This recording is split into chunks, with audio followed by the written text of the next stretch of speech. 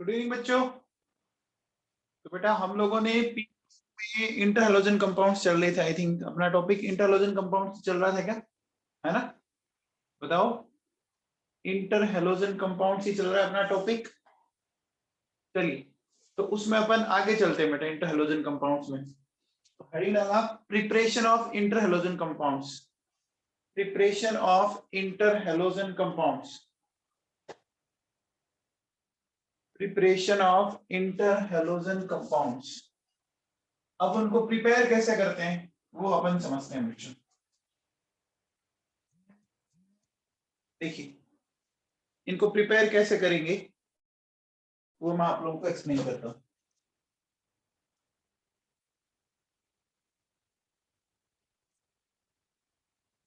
देखिए, I2 plus F2 हमें मिल गया ये। I2 प्लस 3F2 क्या मिल जाएगा? 2IF3। I2 प्लस 5F2 जाएगा 2I5। I2 प्लस 7F2 मिल जाएगा 2I। ठीक है, यानी आप यहाँ पे क्या देख रहे हैं? आप यहाँ पे क्या देख रहे हैं कि जैसे जैसे आप फ्लोरीन बढ़ाते जाएंगे, जैसे जैसे आप फ्लोरीन के अमाउंट बढ़ाते जाएंगे, वैसे वैसे एफ की वैल्यू बढ़ती गई। बोलो बच्चों, बढ़ती गई ना? जैसे जैसे आपने एफ की अमाउंट बढ़ाई, समझ में आई बात?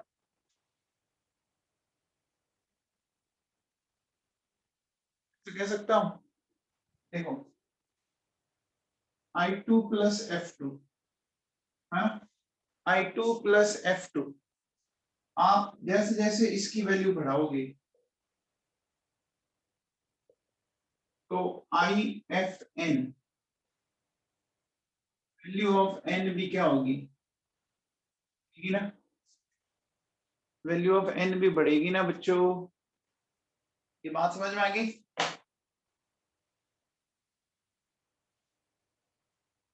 ये बात समझ में आ गई क्या?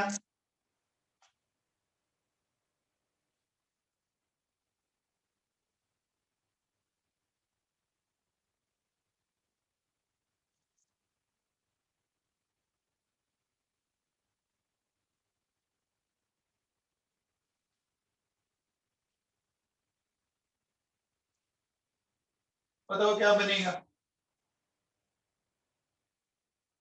Cl2 plus 2 equal volume. Cl2 plus F2 equal volume. फिर I2 plus 3Cl,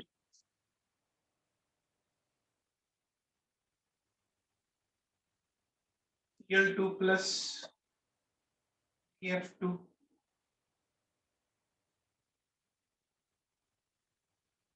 R2 plus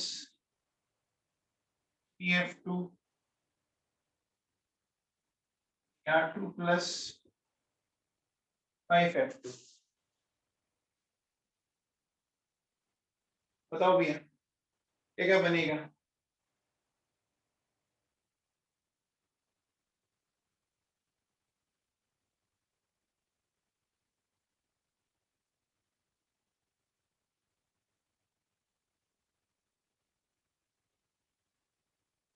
पहले में क्या बनेगा बच्चों बताओ? देखो, क्लोरीन का एक ही मोल है तो बन जाएगा 2Cl। दूसरे में क्या बनेगा? इसके 3 मोल्स हैं, क्या मिल जाएगा? 2ICl3। 3 फ्लोरीन के मोल है 2ClF3। जितने मोल है ना उसके अकॉर्डिंग आपका एफ आएगा। 3 मोल फ्लोरीन क्या मिल जाएगा? 2Br(F3), Br2 plus 5F2 क्या मिल जाएगा? 5 moles of, sorry 2 moles of BrF5 हो जाएगा क्या?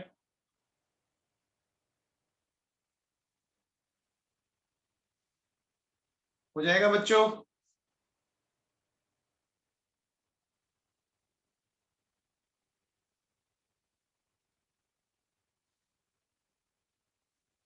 अब देखो बच्चों सुनो, अब अगर अपन आगे चले इनकी स्ट्रक्चर की बात कर लेते हैं साथ साथ में। देखो बेटा सुनो, हटा दूं ये?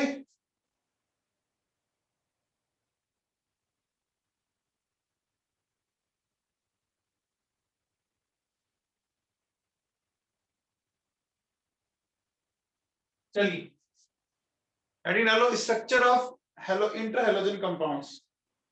Structure of inter halogen compounds. Structure of inter halogen compounds.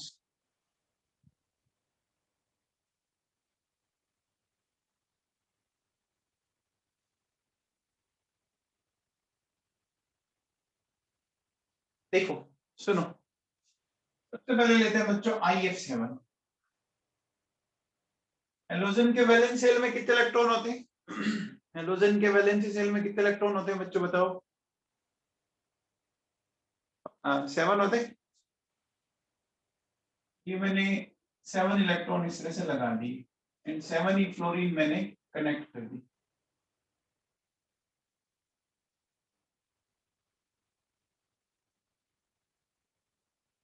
Seven sigma bonds का मतलब हाइब्रिड स्टेट आ गई sp3d3 आ गई। अब देखो ये जैसी sp3d3 आई, ठीक है ना, sp3d3 जैसी आई। अब देखो बेटा sp3d3 की क्या होती है? Pentagonal bipyramidal. देखो बच्चों क्या होगा, 5 बॉन्ड्स तो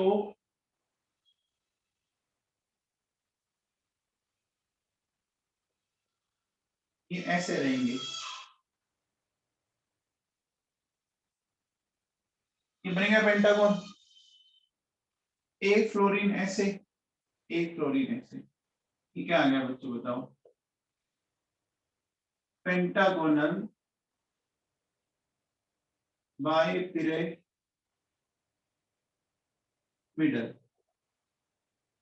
पेंटागोनल बायपिरामिडल हो गया, पेंटागोनल बायपिरामिडल।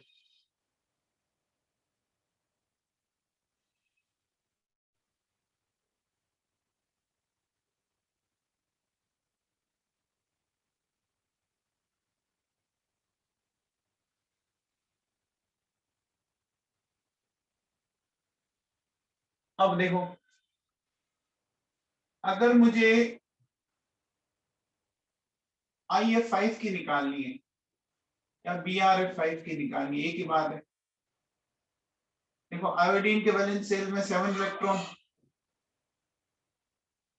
5 फ्लोरीन जोड़ दीजिए, बताओ क्या हुआ? देखो 5 सिग्मा प्लस 1 लोन पेयर हो गए। 5 सिग्मा प्लस 1 लोन पेयर का मतलब क्या हो बच्चों बताओ? 5 सिग्मा प्लस 1 लोन पेयर का मतलब हो गया टोटल 6 sp3d2 हो गया बच्चों, sp3d2। अब देखो sp3d2 की बेसिक स्ट्रक्चर होती है बच्चों, आपको पता होगा, ऑक्टाहेड्रल।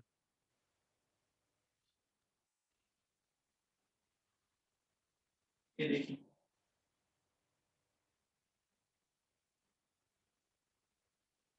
लेकिन अब एक लोन पेयर भी है बच्चों, वो लोन पेयर मैंने यहां रखा। तो देखिए बेटा कुछ इस तरह की स्ट्रक्चर बनी, यानी यानी स्क्वायर के ऊपर एक पिरामिड है क्या? स्क्वायर के ऊपर एक पिरामिड है क्या बच्चों? बोलो। स्क्वायर के ऊपर एक पिरामिड है क्या? है, तो क्या बोलेंगे? Square pyramidal. क्या बोलेंगे? स्क्वायर पिरामिडल बोलेंगे क्या?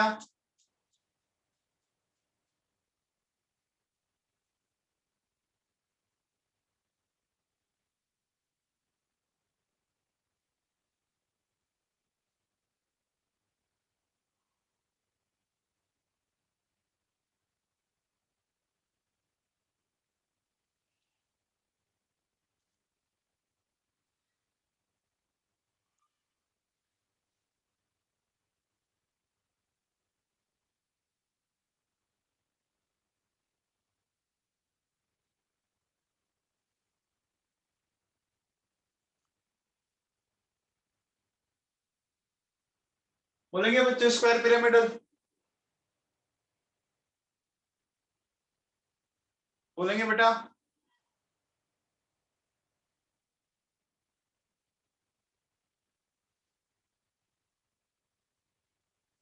चलिए, नोट कर लिया? नोट कर लिया क्या?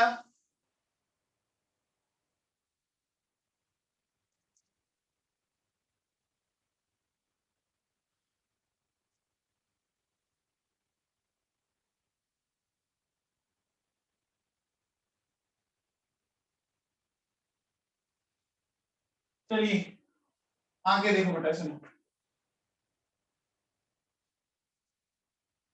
देखिए नेक्स्ट बात सुनी। नेक्स्ट मैं अगर आपसे बोलूं IF3 या BRF3 या CLF3, इन सब की एक ही आएगी, इन सब की एक ही आएगी, ठीक है ना? अब कैसे आएगी बच्चों, बता सकते हो आप? इनकी एक ही कैसे आएगी बता सकते हो? देखो ये क्लोरीन है, आउटर मोस्ट में 7 इलेक्ट्रॉन, 3 क्लोरीन मैंने जोड़ दिए, तो 3 सिग्मा प्लस 2 लोन पेयर, यानी एमडी स्टेट क्या आ गई? sp3d आ गई। आगे बोलो बच्चों, sp3d की बेसिक स्ट्रक्चर क्या होती है बताओ? sp3d की फंडामेंटल स्ट्रक्चर क्या होती है? फंडामेंटल स्ट्रक्चर क्या होती है बच्चों बताओ? ट्राइगोनल बाइपिरामिडल होती है क्या? ट्राइगोनल बाइपिरामिडल होती है क्या? होती है। ट्राइगोनल बाइपिरामिडल देखो बच्चों कैसे होती है, सुनो, ये कुछ इस तरह से होती है। अब बताओ इस स्ट्रक्चर में ट्राइंगल बन रहा है क्या? इस स्ट्रक्चर में ट्राइंगल बन रहा है क्या? ट्राइंगल बनता है तो अपन लोन पेयर कहाँ रखते हैं? जब ट्राइंगल तो अपन लोन पेयर कहाँ रखते हैं? जब ट्राइंगल बनता है तो आपको याद है क्या मैंने आपको क्या बोला था? कॉर्नर ऑफ ट्राइंगल पे रख दीजिए, रखना होता है, रखना होता है। तो 2 लोन पेयर है बच्चों हमारे पास, एक हमने यहाँ रख दिया, एक हमने यहाँ रख दिया। तो जहां आपने लोन पेयर रखा वो बॉन्ड तो है नहीं, वो बॉन्ड तो है नहीं। अब देखो बच्चों ये F, ये F, ये F, ऐसा हो गया। अगर आप इस स्ट्रक्चर को थोड़ा ध्यान से देखो, ये स्ट्रक्चर कुछ ऐसी बनी हुई है, देखो बताओ ये इंग्लिश के कौन से अल्फाबेट जैसा दिख रहा है आपको? इंग्लिश के कौन से अल्फाबेट जैसा दिख रहा है? ये टी जैसा दिख रहा है क्या? दिख रहा है बच्चों? तो ये क्या हो गया? टी शेप हो गया, हो गया? आ गया मामला समझ में? आ गया क्या? टी समझ में आ गया क्या, बोलो?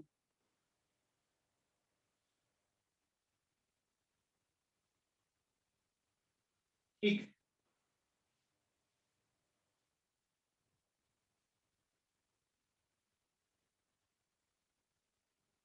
अब देखो बच्चों सुनो, होता है क्या, देखो बच्चों सुनो, इस बॉन्ड को अपन बोलते हैं, पता है क्या? एक्सियल बॉन्ड बोलते हैं, पढ़ा होगा आपने लास्ट ईयर 11th में, है ना? ट्राइंगल के जो ऊपर है इस तरह से बॉन्ड, ट्राइंगल के जो ऊपर और नीचे है ना, वो एक्सियल है।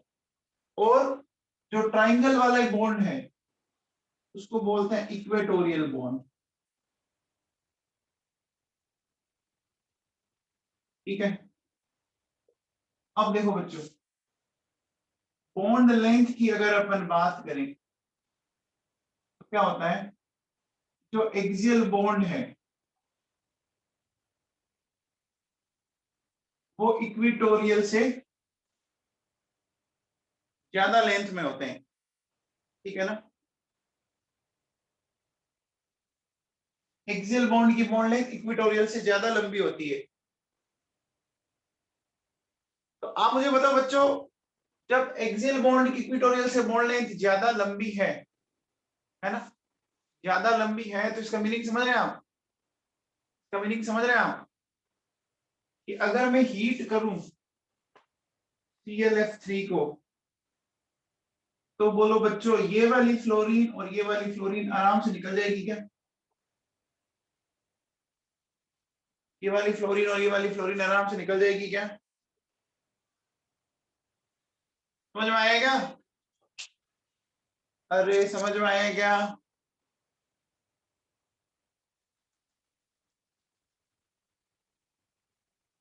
समझ में आया बच्चों?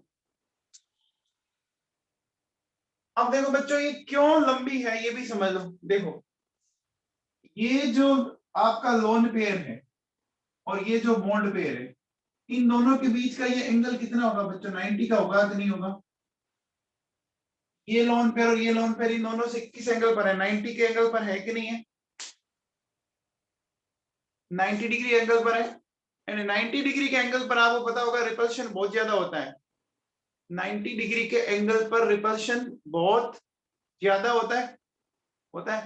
तो रिपल्शन होने के कारण क्या होंगे? ये आपके इलेक्ट्रॉन है जो दूर खिसक जाएगी। बच्चों समझ में आएगा? ये जो इलेक्ट्रॉन है वो आपके दूर खिसक जाएंगे। बोलो बच्चों, समझ में आई बात? अरे समझ में आई क्या?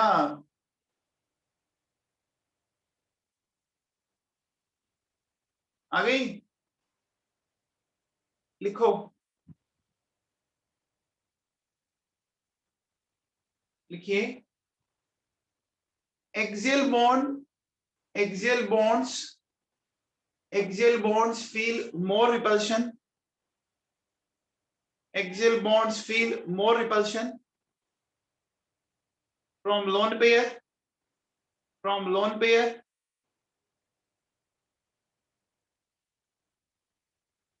from lone pair, and due to this reason, and due to this reason,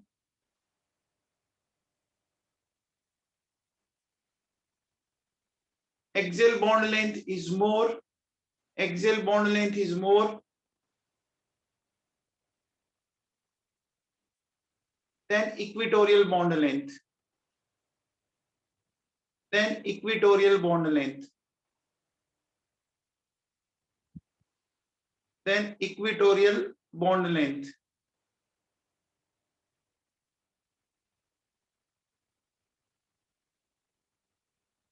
Than equatorial bond length. बताओ बच्चों, इस लोन पेयर का इस फ्लोरीन के साथ एंगल क्या है? इस लोन पेयर का इस फ्लोरीन के साथ एंगल क्या है?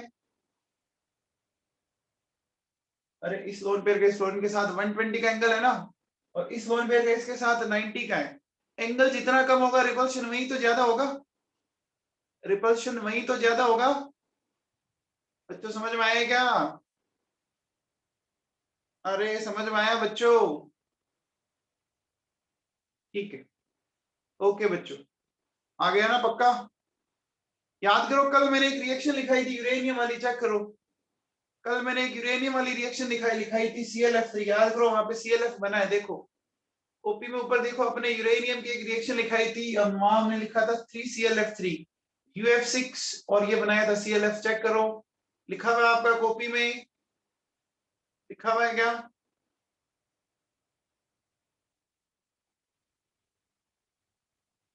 ठीक है भैया, चलिए अब अपन आगे चलते हैं बेटा, अब अपन आगे चलते हैं बेटा। हेडिंग डालो, हाइड्रोलिसिस ऑफ, हाइड्रोलिसिस ऑफ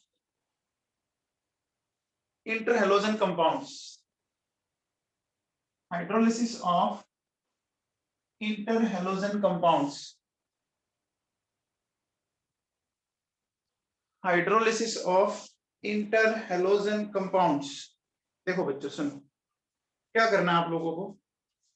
ये मेरे पास AXN है, जब अपन इसका हाइड्रोलिसिस करेंगे तो क्या होगा? देखो बच्चों, यहाँ क्या मिलेगा? Oxy acid of A in same oxidation state, oxy acid of A in same oxidation state. ठीक है, जिस ऑक्सीडेशन स्टेट का होगा प्लस यहाँ क्या होगा? Hydride of X, oxy acid बना दो A का, और उसका क्या बना दो, हाइड्राइड बना दो। देखो बच्चों कैसे, सुनो। सपोज जैसे मेरे पास है IF, ठीक है, इसको तो समझना, देखो बड़ा इजी है, सिंपल है। I प्लस F माइनस, बच्चों क्या बना दूंगा, बताओ क्या बना दूंगा, HOI प्लस H, बन गया, बन गया। अब बताओ ClF3, बताओ ClF3 में क्लोरीन की ऑक्सीडेशन स्टेट बताओ, ClF3 में क्लोरीन की ऑक्सीडेशन स्टेट बताओ,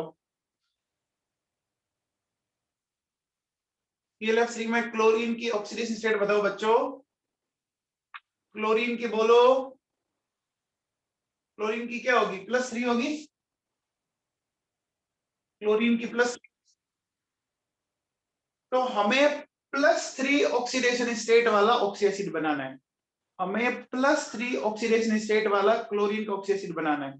तो +3 वाला कौन होता है आपको पता है, ये होता है HClO2।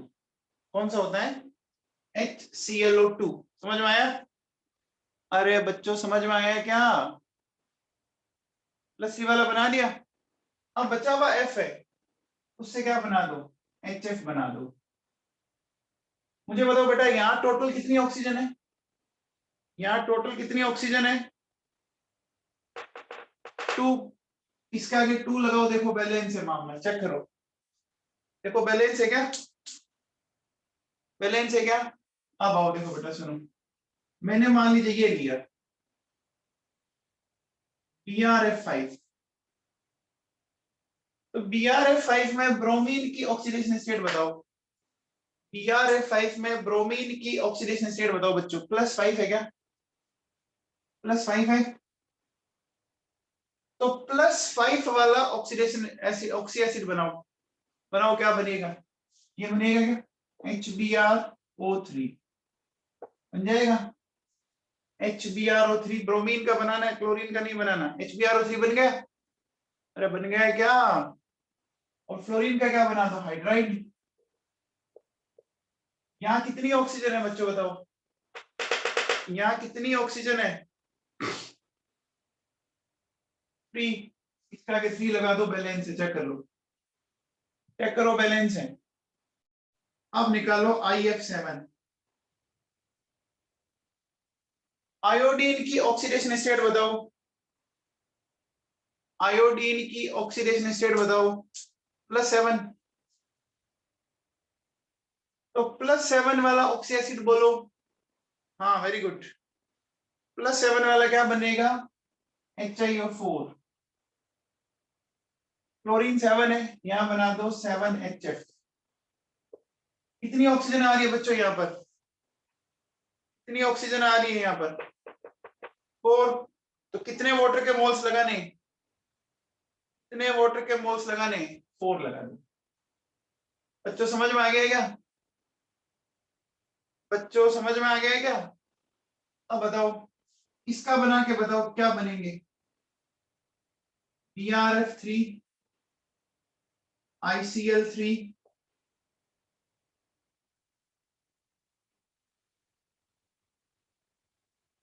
BrF3, ICl3, इनका करके बताओ बच्चों।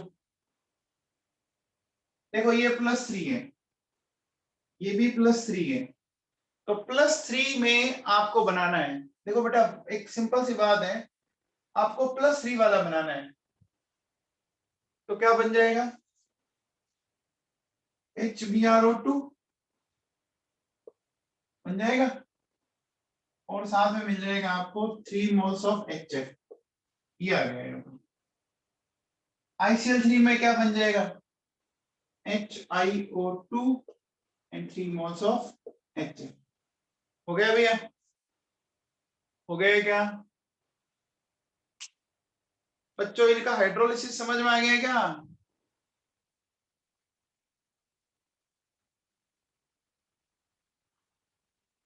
अच्छा एक minute, sorry sorry sorry sorry, यहाँ Cl है, Cl है तो यहाँ HCl होगा कुछ।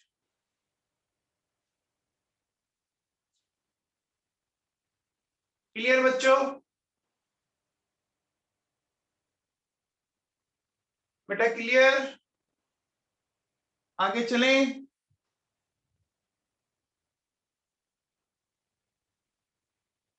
आगे चलें। हाँ भैया, हाँ कर लो यार, लास्ट में H2O2 कर लो, मैंने नहीं लिखा था, अब लिख लो तो ये लो।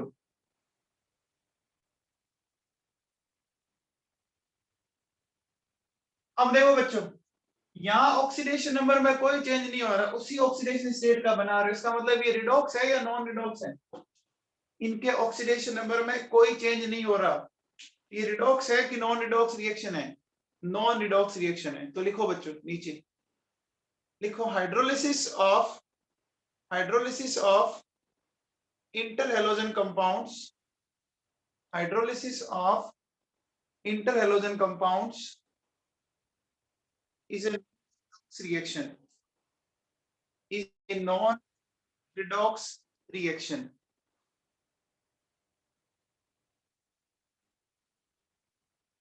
हो गया बेटा?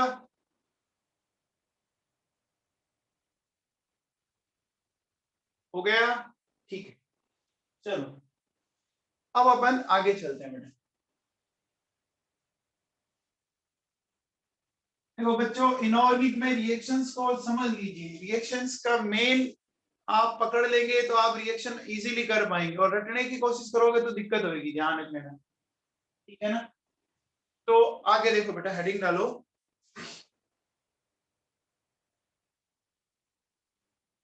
क्लोरीन। हेडिंग डालिए बच्चों, क्लोरीन।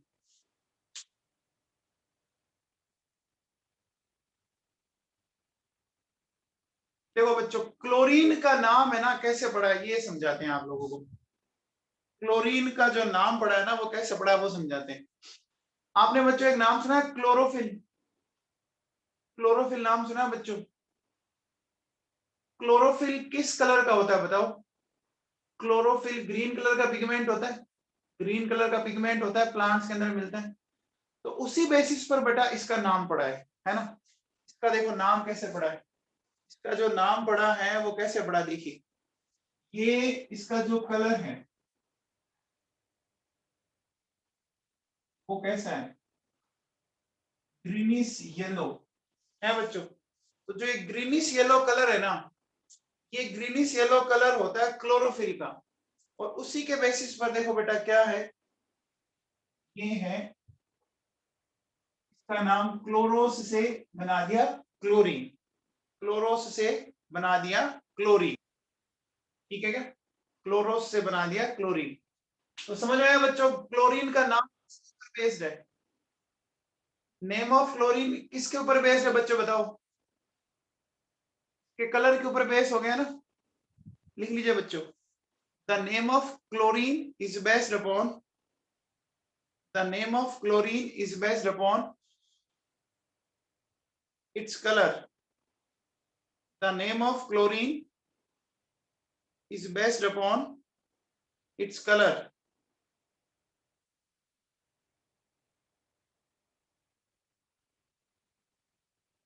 ठीक है बेटा? the name of chlorine is based upon its color। अरे बच्चों समझ में आ गया क्या chlorine?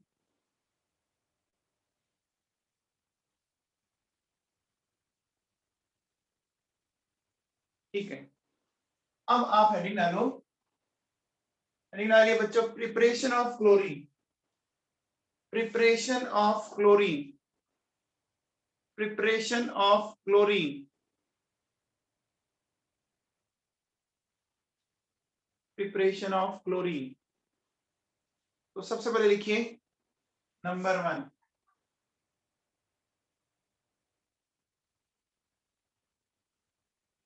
by heating MnO2 and concentrated HCl, by heating MnO2 and concentrated HCl। अच्छा बच्चों देखो सुनो, MnO2 प्लस concentrated HCl, ठीक है? समझो इस रिएक्शन को बच्चों, बताओ MnO2 में कितनी ऑक्सीजन दिख रही है? MnO2 में कितनी ऑक्सीजन दिख रही है आपको? 2 दिख रही है। एक ऑक्सीजन कितने हाइड्रोजन के साथ कंबाइंड हो सकता है? एक ऑक्सीजन कितने हाइड्रोजन के साथ? 2 के साथ। ऑक्सीजन कितने हाइड्रोजन के साथ? 2 ऑक्सीजन कितने हाइड्रोजन के साथ? 4 के साथ। तो मैंने बच्चों यहाँ पे देखो क्या किया, 4 मोल्स ऑफ HCl ले लिया। यहां से देखो बेटा ये निकल गए, ऐसे क्या निकल गए? ये निकल गया क्या? ये मिल गया हमें MnCl4 N2H। अब देखो बेटा, ये जो MnCl4 है ना, ये जो MnCl4 है ना, ये आगे इसमें ब्रेक हो जाता है। MnCl4 है ना, वो आगे इसमें ब्रेक हो जाता है। क्यों हो जाता है? देखो यहाँ मैग्नीज है आपका इसमें +4, यहाँ मैग्नीज है +2। एक बात बताओ, देखो मैग्नीज का होता है 3d5 4s2, Mn+ का हो गया 3d5 और Mn+4 का हो गया 3d3। अब एक बात बताओ बच्चों, Mn+2 और Mn+4 कौन सी ऑक्सीडेशन स्टेट ज्यादा स्टेबल होगी? Mn+2 एंड Mn+4 में कौन सी ऑक्सीडेशन स्टेट ज्यादा स्टेबल होगी? बोलो बच्चों। Mn+2 क्यों होगी स्टेबल? दिख रहा है? Mn+2 क्यों स्टेबल होगी? दिख रहा है बच्चों? दिख रहा है क्या? हाफ फील्ड है बच्चों, है ना? हाफ फील्ड है ना? समझ में आ गया? ठीक है। तो अब समझ में आ गया कि ये क्यों इसमें ब्रेक हो गया? ये समझ में आ गया ये क्यों इसमें ब्रेक हो गया? ये इसमें क्यों डिकम्पोज हुआ? समझ में आया क्या? ठीक है। तो देखो बच्चों, फाइनल इक्वेशन क्या हुई? देखो MnO2 4 moles of HCl, MnCl2 Cl2 and 2H2। Got it? बच्चों समझ में आया? भेजे में बैठा? बच्चों समझ में आया? भेजे में बैठा? देखो बेटा, मैग्नीज की जो आपकी 2 ऑक्सीडेशन स्टेट बड़ी स्टेबल है, एक तो +7 और एक +2। मैग्नीज की 2 ऑक्सीडेशन स्टेट बड़ी स्टेबल है, एक तो +7 और एक +2। +2 और आपकी +7, ये 2 स्टेट बहुत ज्यादा स्टेबल है। ठीक है ना? अब देखो बच्चों सुनो, आप बताओ बेटा, HCl को अभी थोड़े टाइम पहले पढ़ा था क्या? HCl को अभी मैंने थोड़े टाइम पहले पढ़ाया था क्या आप लोगों को? HCl का मेथड ऑफ प्रिपरेशन पढ़ाया था क्या? HCl का मेथड ऑफ प्रिपरेशन बताया था क्या? HCl को हमने किससे बनाया था बच्चों, याद करो। HCl को हमने किससे बनाया था, बता सकता है कोई बच्चा? HCl को बनाने के लिए हमने क्या काम में लिया था? हाँ, NaCl plus H2SO4। NaCl plus H2SO4। हाँ, वेरी गुड रिया सहगल। देखो ये MnO2।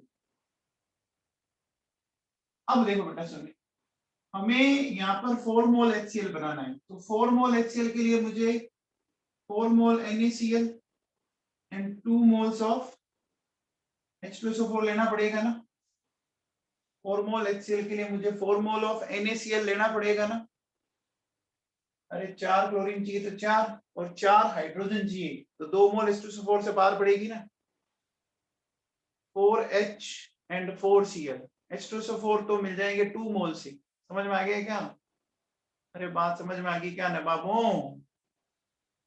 ठीक है, तो क्या मिल जाएगा देखो, MnCl2 Cl2, ठीक है, 2H2O, और ये मिल गया आपको 2 मोल्स ऑफ साथ में Na2।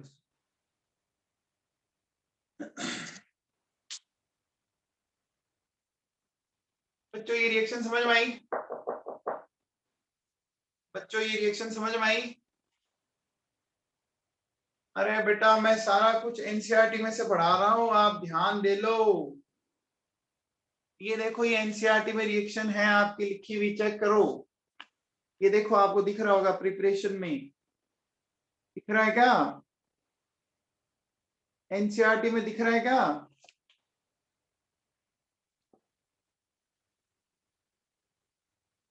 चलिए नेक्स्ट लिखिए, बाय यूजिंग, नेक्स्ट लिखो बच्चों, by using KMnO4 and HCl, by using KMnO4 and HCl।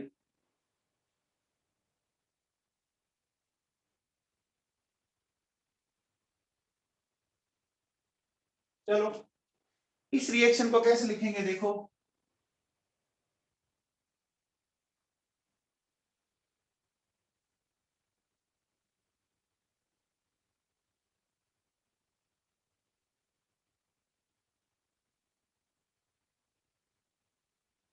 सबसे पहले बच्चों बताओ KMnO4 में कितनी ऑक्सीजन दिख रही है आपको?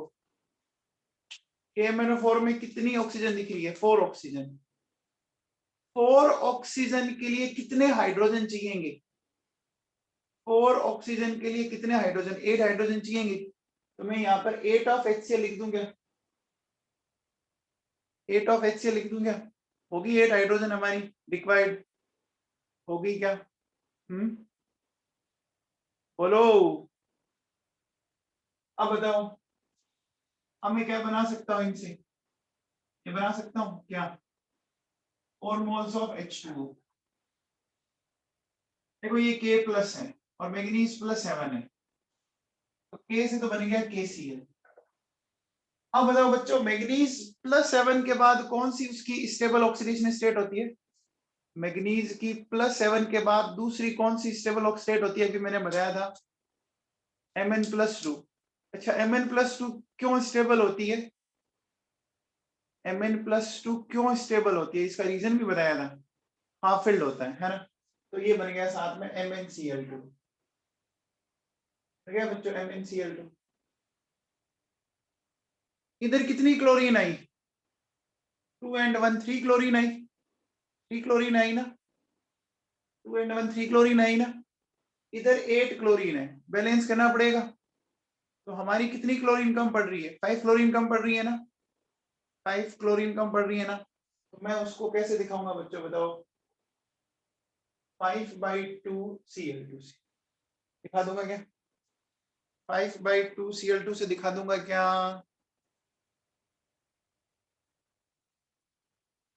बोलो बच्चों। अरे समझ में आया है क्या नवाबों? क्लियर है क्या? ठीक है, चलिए चलो बच्चों आगे चलते हैं फिर।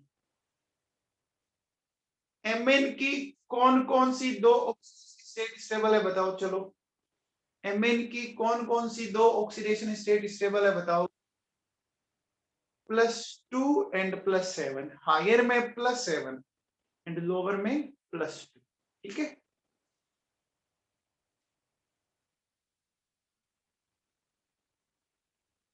अब आप हेडिंग डालो बच्चों, इंडस्ट्रियल प्रोडक्शन।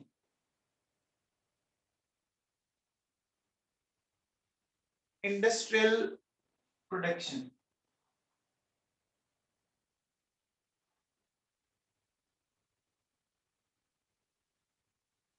Industrial production. ये जो इंडस्ट्रियल प्रोडक्शन है ना, इसमें देखो बच्चों सुनो, सबसे पहले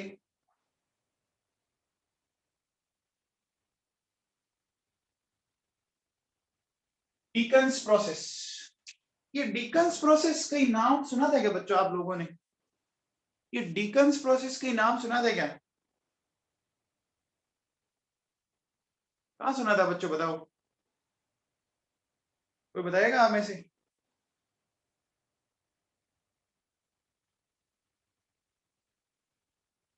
सरफेस केमिस्ट्री में, वेरी गुड। सरफेस केमिस्ट्री में पढ़ा था बच्चों हम लोगों ने, कैटलिस्ट में, याद करो।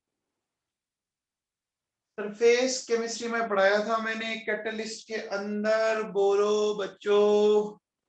पढ़ाया था क्या? देखिए कैसे डिकन्स प्रोसेस में लिखो, डिकन्स प्रोसेस में लिखो,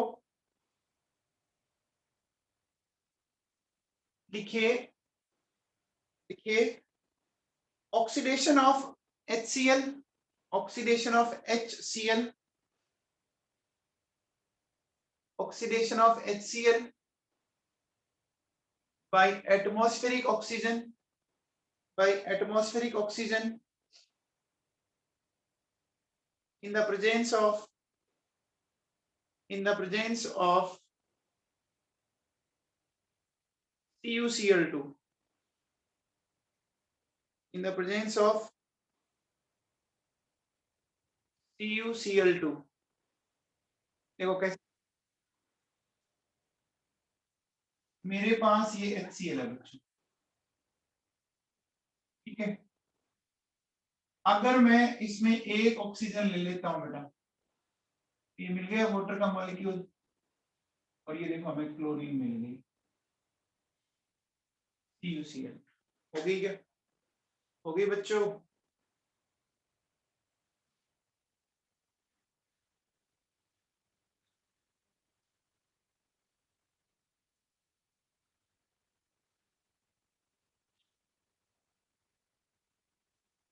हाँ भैया नेक्स्ट।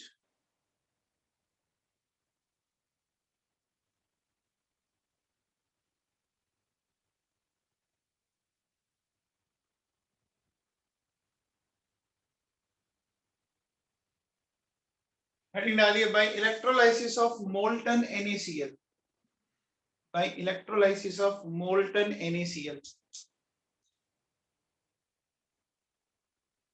एरो पे जो लिखा वो कैटलिस्ट होगा, एरो पे जो लिखा है वो कैटलिस्ट होता है। हाँ भैया by electrolysis of molten NaCl। तो देखो बच्चों, अगर मैं NaCl का इलेक्ट्रोलाइसिस करूं, क्या मिलेगा बच्चों बताओ? Na प्लस Cl माइनस, बोलो बच्चों, कैथोड पर केटाइन जाएगा, कौन सा केटाइन? Na प्लस, ये कन्वर्ट हो गया सोडियम के अंदर। एनोड पर कौन जाएगा? एनाइन, Cl माइनस जाएगा, ये कन्वर्ट हो गया half of Cl2 plus electron. Clear है बच्चों? क्लियर है क्या?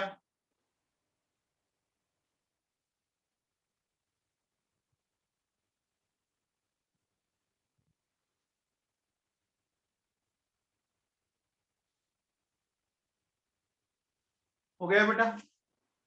मेथड ऑफ प्रिपरेशन समझ में आ गई सबको? मेथड्स ऑफ प्रिपरेशन समझ में आ गई सबको?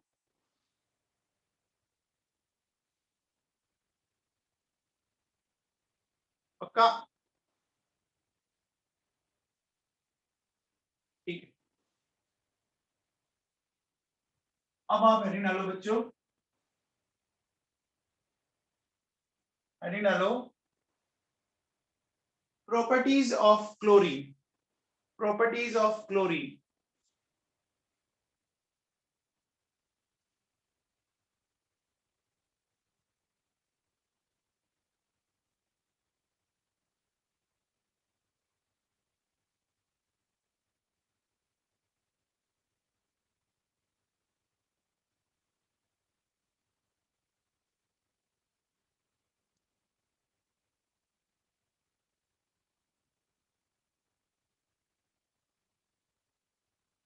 देखिए pungent smelling, suffocating odour. Pungent मतलब बहुत ही इसकी तीखी होती है, तीखी है ना। सफोकेटिंग, दम घुटने लग जाता है। अगर क्लोरीन के अमाउंट नेचर में बढ़ जाए तो हमारा दम घुटने लग सकता है। सराउंडिंग में अगर इसकी अमाउंट बढ़ जाए तो दम घुटने लग जाता है बच्चों, ठीक है ना। एंड देन ये जो होता है वो एयर से क्या होती है, ये भारी होती है बच्चों, एयर से भारी होती है।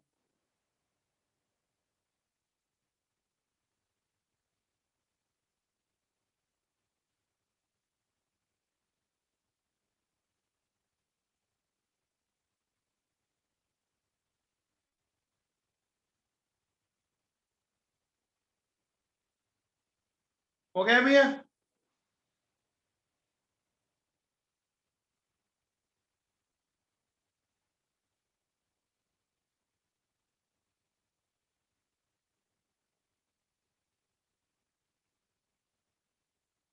इसमें लिखो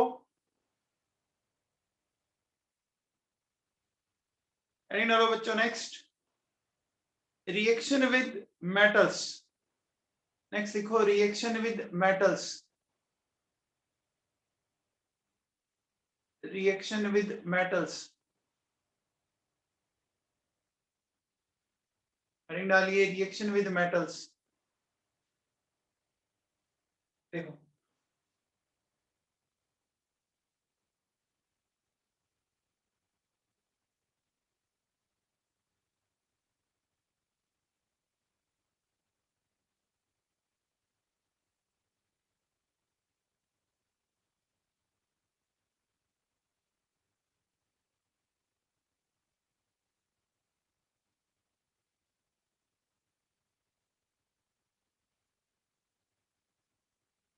ये बताओ बच्चों क्या क्या बनेगा?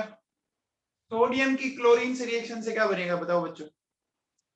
सोडियम की क्लोरीन के रिएक्शन से क्या मिलेगा? NaCl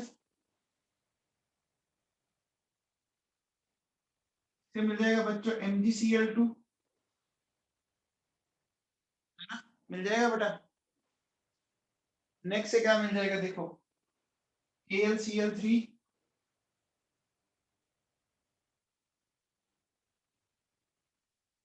प्लस Cl2 से क्या मिल जाएगा FeCl3। मिल जाएगा बच्चों। ये समझ में आ गया?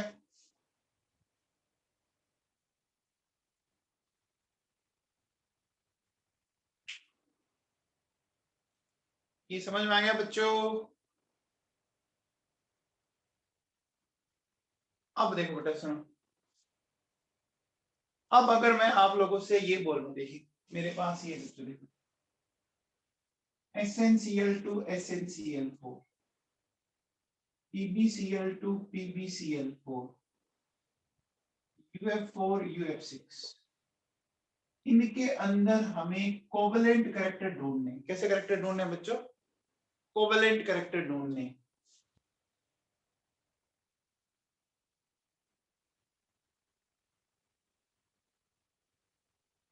ठीक है, तो कोवेलेंट कैरेक्टर देखो बच्चों सेम ही मेटल हो ना,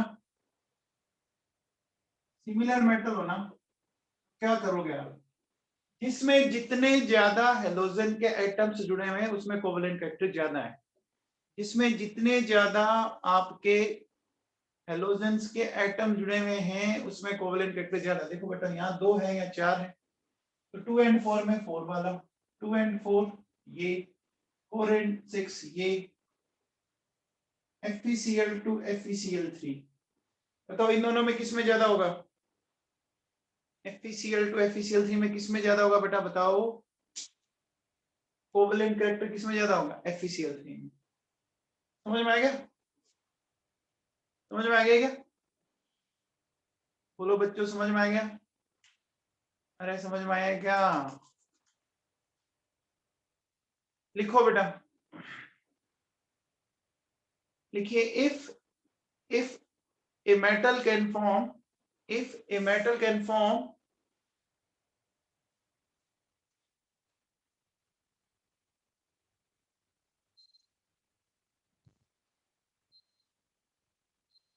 different type of halides, different type of halides,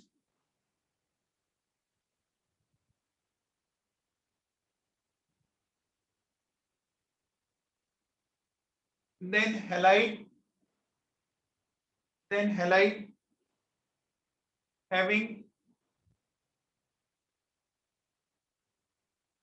maximum number of halide having maximum number of halogen atom, maximum number of halogen atom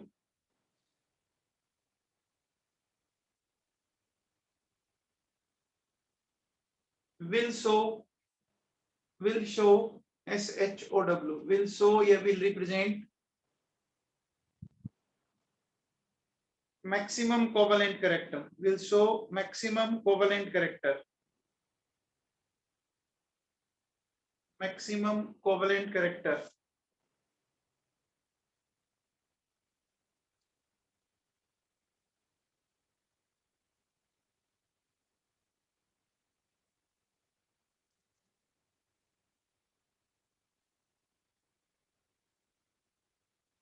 अब देखो बच्चों सुनो,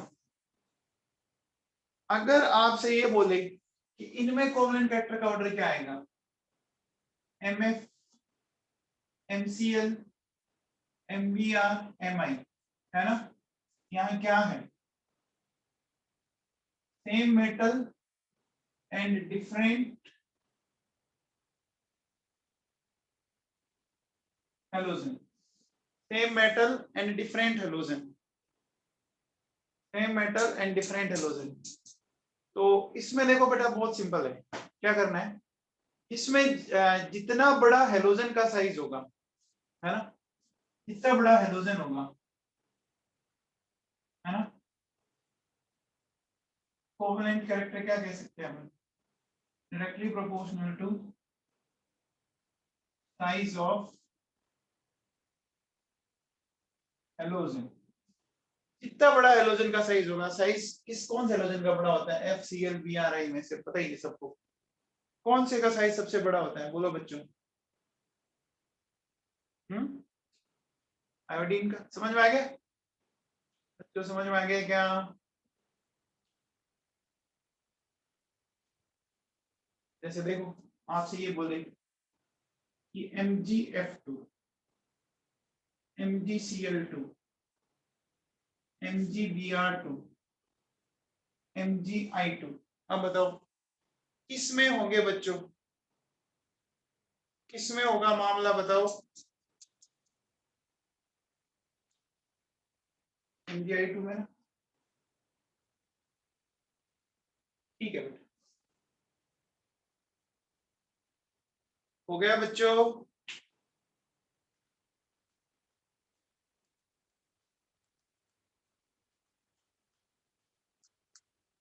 आगे चलें,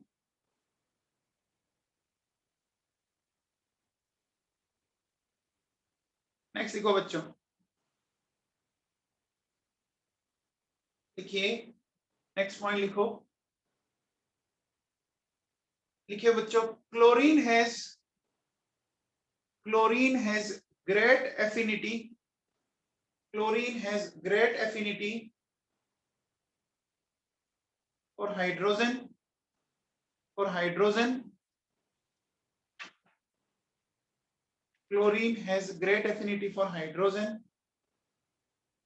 and that's why it reacts with, and that's why it reacts with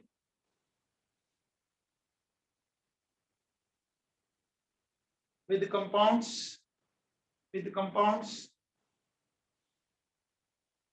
containing hydrogen, containing hydrogen to form, to form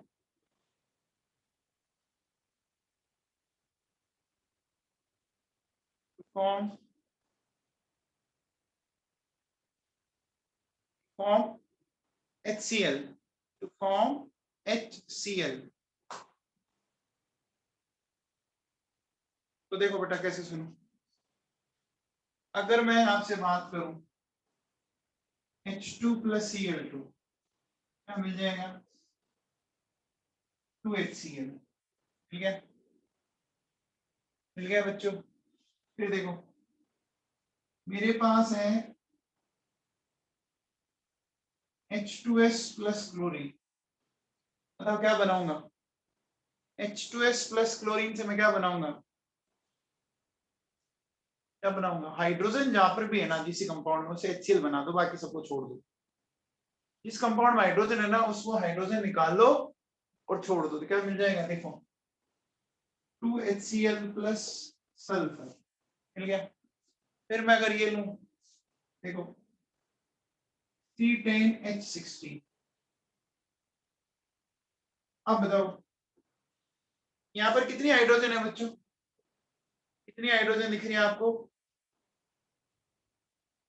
कितनी hydrogen दिख रही है? 16।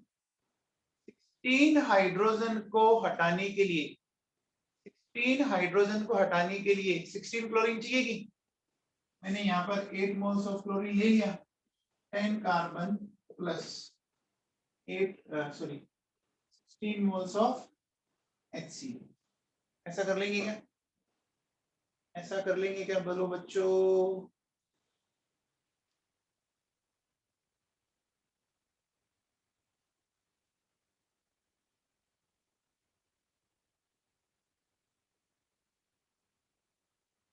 हो जाएगा?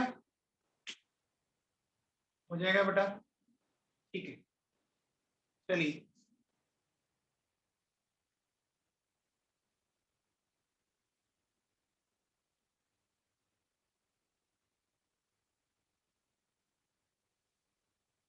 नेक्स्ट लिखो बच्चों।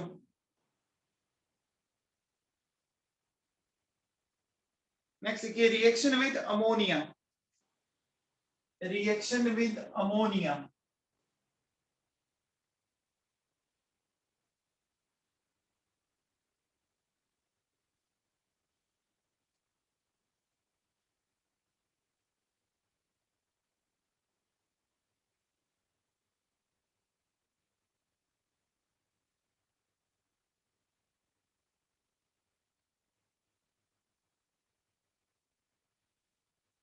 रिएक्शन विद अमोनिया इंपॉर्टेंट है बच्चों, समझो।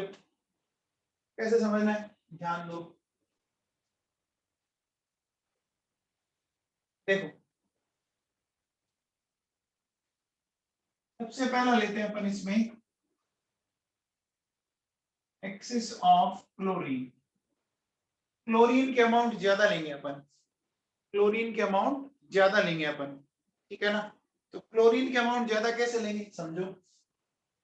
देखो बच्चों, ये अमोनिया है मेरे पास और ये मेरे पास क्लोरीन है। ध्यान दो, इसका 1 मोल है और इसके 3 मोल है। यहां से देखो बेटा क्या होगा, ये बनेगा क्या, मिल जाएगा। देखो 3 मोल्स ऑफ HCl साथ में मिल गया NCl3।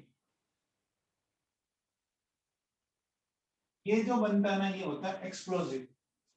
ये जो मिलता है ना, ये क्या होता है बच्चों, खतरनाक वाला एक्सप्लोजिव होता है। ये खतरनाक वाला एक्सप्लोजिव होता है।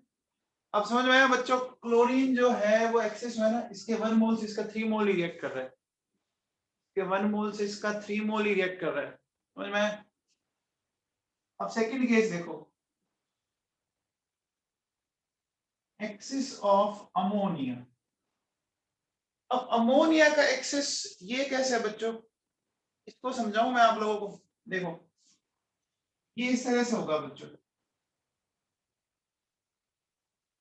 आपको क्या मिलेगा, आपको मिलेगा N2 और साथ में मिलेगा NH4Cl। अब ये N2 and NH4Cl ये कैसे बना, ये समझना है अपने को।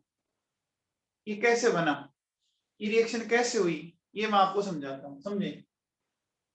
हमने किसको इस रिएक्शन में ज्यादा लिया, किसकी अमाउंट ज्यादा ली है, अमोनिया की। अभी देखो हमने ये रिएक्शन करवाई थी थोड़ी देर पहले, तो हमने इस तरह से लिया था। अब आप चेक करो बेटा, ध्यान दीजिएगा कि उस कंडीशन में सिर्फ एक अमोनिया, लेकिन अब अमोनिया ज्यादा होने के कारण मैंने 2 मोल पहले से ले लिया बच्चों। इधर भी अमोनिया, इधर भी अमोनिया, मैंने दोनों साइड से इसको घेर लिया। अब बताओ बच्चों, ये क्या मिल जाएगा, आपको पता लगा क्या मिल जाएगा? कितने HCl मिल गए बच्चों, बताओ कितने HCl मिल गए? HCl कितने मिल गए? 6 HCl मिल गए क्या?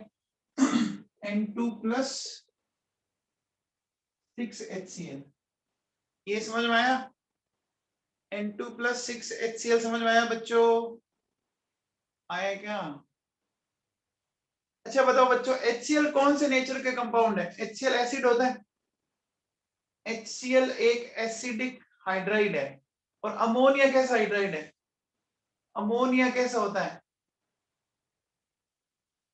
अमोनिया का नेचर क्या होता है? बेसिक होता है। होता क्या है ना, तो देखो बेटा ये रिएक्शन एग्जैक्टली कैसे हुई, 2 moles of NH3, 3 moles of Cl2, अभी मिला आपको N2 + 6 HCl। ये जो आपके 6 मोल्स ऑफ HCl हैं वो 6 मोल ऑफ अमोनिया से रिएक्ट कर जाएंगे बच्चों। 6 मोल्स ऑफ अमोनिया से रिएक्ट कर गई, क्या मिल जाएगा? एक एसिड है एक बेस है, आपस में रिएक्ट करवाओ, ये मिल गया। तो देखो बेटा क्या हुआ, 8 moles of ammonia plus 3Cl2 N2 + 6 moles of NH4। क्या आप लोगों को ये समझ में आया? क्या आप लोगों को ये समझ में आया?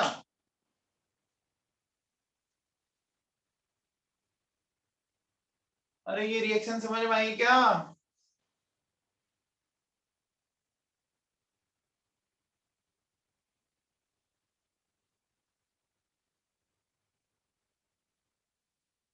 ये इंपॉर्टेंट है बच्चों, बहुत इंपॉर्टेंट है। अमोनिया की रिएक्शन बहुत इंपॉर्टेंट है, एग्जाम पॉइंट ऑफ व्यू से आती है। एग्जाम पॉइंट ऑफ व्यू से ये रिएक्शन बहुत इंपॉर्टेंट है, ठीक है।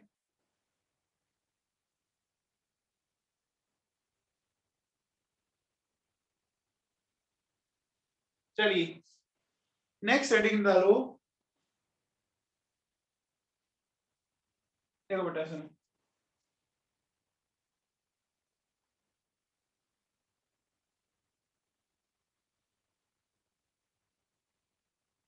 Reaction with NaOH, reaction with NaOH।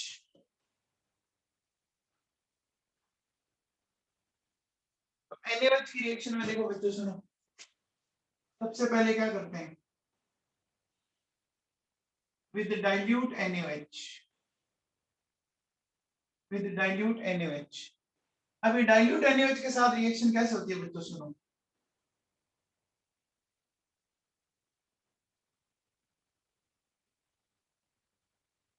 ये देखो बेटा ये Cl2 NaOH, डाइल्यूट NaOH के साथ रिएक्शन होगी, क्या मिलेगा? NaCl and NaOCl plus water, है ना, NaCl प्लस NaOCl वाटर। और एक देखो बेटा सुनो, एक with concentrated NaOH, Cl2 plus 6 moles of NaOH, इससे क्या मिलता है? 5 मोल्स ऑफ NaCl है NaClO3 एंड 3H2O। अब इन रिएक्शंस को याद कैसे रखना है वो मैं आपको सिखाता हूँ, है ना, और हुई कैसे वो भी मैं सिखाता हूँ। सबसे पहले बच्चों देखो ये डाइल्यूट है ना, डाइल्यूट को दिल की तरह याद रखो। बताओ बच्चों, ये देखो ये कंपाउंड अलग है, ध्यान दीजिए। तो बच्चों बताओ सबके पास कितने है? अरे हम लोगों के पास, सबके पास कितने दिल होते हैं? अरे एक ही होता है ना, सबके पास एक ही दिल होता है। तो देखो बेटा यहाँ एक ऑक्सीजन है इस कंपाउंड के अंदर। अच्छा यहाँ अपन कर रहे हैं कॉन्सेंट्रेटेड, कॉन्सेंट्रेटेड की बात कर रहे हैं, तो कॉन्सेंट्रेटेड में सी है, ABC, ABC कितने नंबर पर आता है? सी कितने है? 3 नंबर पे। यहाँ कितनी ऑक्सीजन है? 3 ऑक्सीजन। देखो बाकी सारा सिमिलर है, NaCl H2O H2O, दिख रहा है क्या? अरे दिख रहा है क्या? दिख रहा है? बोलो, दिख रहा है क्या? याद हुआ बच्चों? याद हुआ मैंने कैसे समझाया? याद हुआ कैसे समझाया मैंने? ये डाइल्यूट है, डाइल्यूट को आप डाइल्यूट का दिल याद रखो, दिल एक होता है तो एक ऑक्सीजन आएगी। कॉन्सेंट्रेटेड में सी है, CaBC 3, देखिए इसे अब देखो, नोट कर लो, फिर मैं समझा देता हूँ ये रिएक्शन हुई कैसे।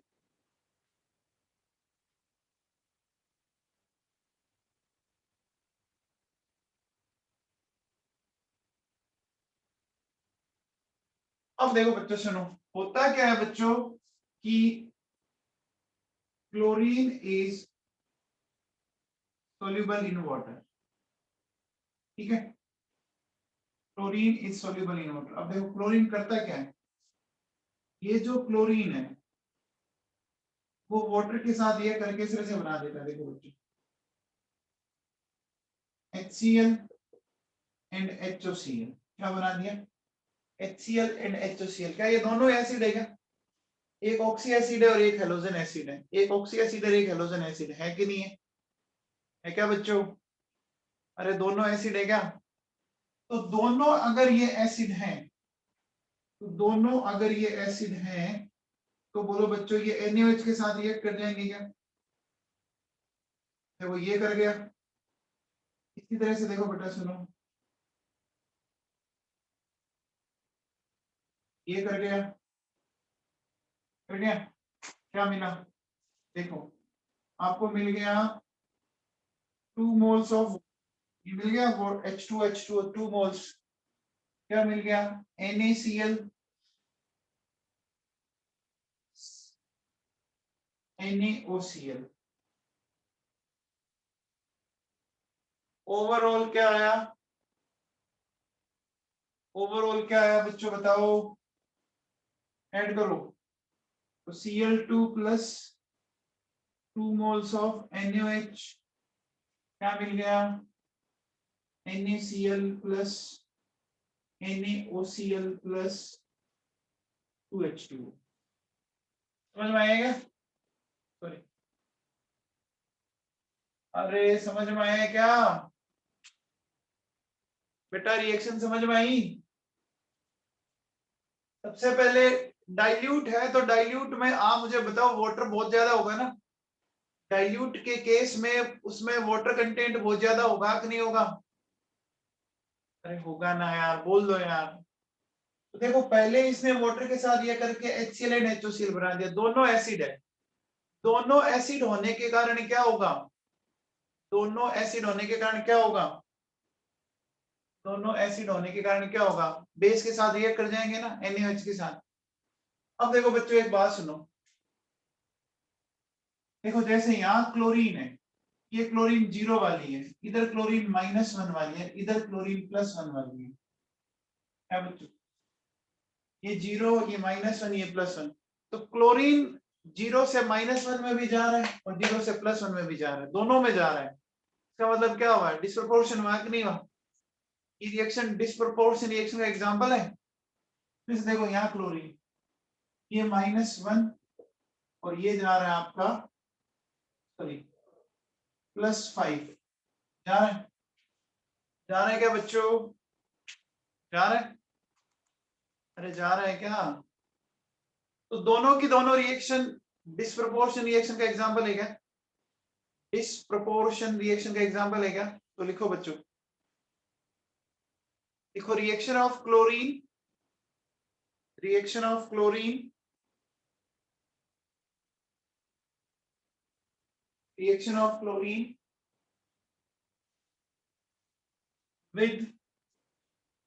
with dilute NaOH, with dilute and concentrated NaOH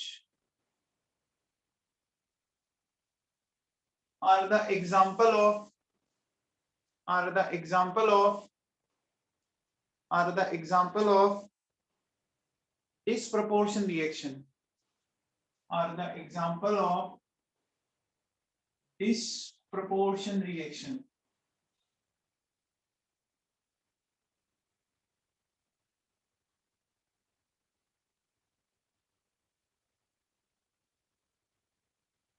अच्छा आपको याद है क्या, reaction of chlorine with dilute and concentrated NaOH is an example of disproportion reaction। Chlorine की NaOH चाहे dilute हो चाहे concentrated हो, दोनों के साथ जो रिएक्शन होती है वो डिस्प्रोपोर्शन रिएक्शन है।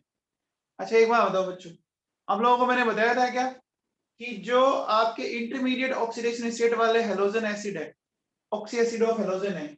इंटरमीडिएट ऑक्सीडेशन स्टेट वाले जो ऑक्सी एसिड है हेलोजन के, वो आपको पता है क्या डिस्प्रोपोर्शन रिएक्शन दिखाते हैं? डिस्प्रोपोर्शन रिएक्शन दिखाते हैं क्या? तो देखो बेटा, ये जो NaOCl है हमारे पास, ये क्या करेगा? ये बना देगा NaClO3 और क्या बना देगा? NaCl। तो यहां लगाओ 3, ये मिल जाएगा हमारे पास इस तरह से, ठीक है ना। ये जो NaOCl बना, ये NaOCl इस तरह से आगे ब्रेक हो जाएगा आपका, किसमें? NaClO3 किसमें चला गया? NaClO3 और NaCl के अंदर। अरे बच्चों समझ में आया क्या? ये जो NaOCl है, ये देखो आगे आई बात समझ में? अरे बात समझ में आई क्या? पक्का?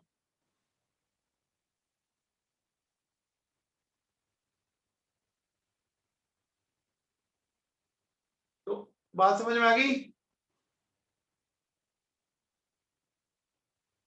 तो अब बताओ मुझे यहाँ पर 3 NaOCl चाहिए, 3 NaOCl चाहिए। तो ऊपर वाली इक्वेशन को किससे मल्टीप्लाई करूं कि 3 NaOCl हो जाए? ऊपर वाली इक्वेशन को किससे मल्टीप्लाई करूं यहाँ 3 NaOCl हो जाए? इधर 3 इधर 1 है ना, तो 3 से मल्टीप्लाई कर दूं क्या? अब इसको 3 से मल्टीप्लाई करके दोनों को ऐड कर दोगे तो देखो क्या होगा, 3Cl2 6NaOH, क्या हो गया? 5NaCl NaClO3 plus CH2। हो गया बेटा? हो गया है क्या? बोलो बच्चों। देखो इनऑर्गेनिक केमिस्ट्री में जो रिएक्शंस हैं उनको समझोगे तो बहुत इजी है, समझोगे तो बहुत इजी है, और रटने की कोशिश करोगे तो बेटा ये बहुत चैप्टर आपको टफ लगेगा, ठीक है ना। आगे बाकी लेते हैं बेटा कल। हाँ बेटा महावीर, मैं सारे लेक्चर यूट्यूब पे अपलोड कर रहा हूँ, आप यूट्यूब से देख लेना, ठीक है।